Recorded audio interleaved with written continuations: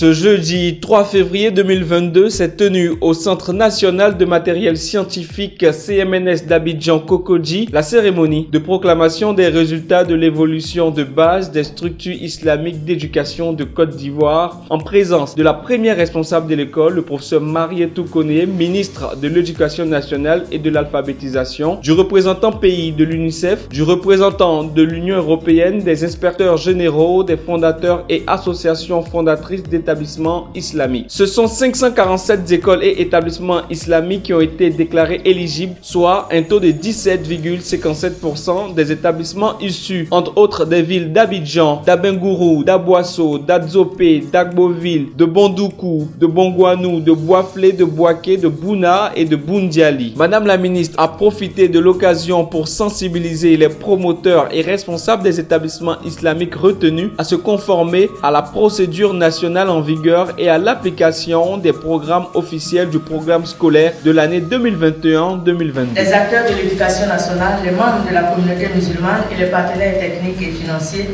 se sont fermement engagés à offrir une éducation complète aux milliers d'enfants qui fréquentent les structures islamiques d'éducation.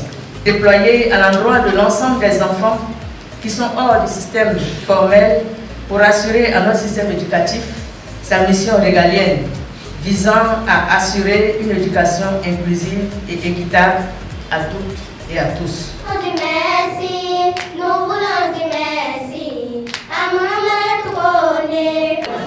Les structures que nous gérons aujourd'hui sont toutes contentes parce qu'elles sont reconnues et comme je l'ai dit dans mon discours, il reste beaucoup à faire.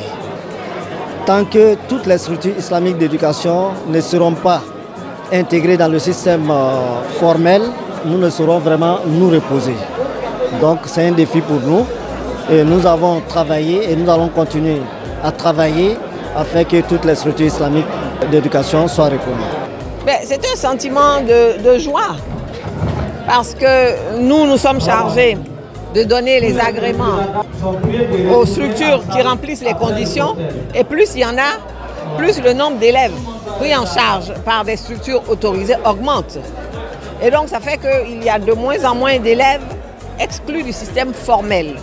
Et donc c'est avec satisfaction que nous enregistrons l'arrivée de nouvelles demandes pour intégrer le système formel. Il faut absolument aller vers la reconnaissance de l'établissement. Sinon, ils ne participent pas vraiment à l'éducation des enfants. Ils font de l'éducation religieuse, ils font de l'alphabétisation, mais en attendant, ils ne sont pas dans le système formel. Et donc, il faut qu'ils s'engagent à entrer dans le système formel.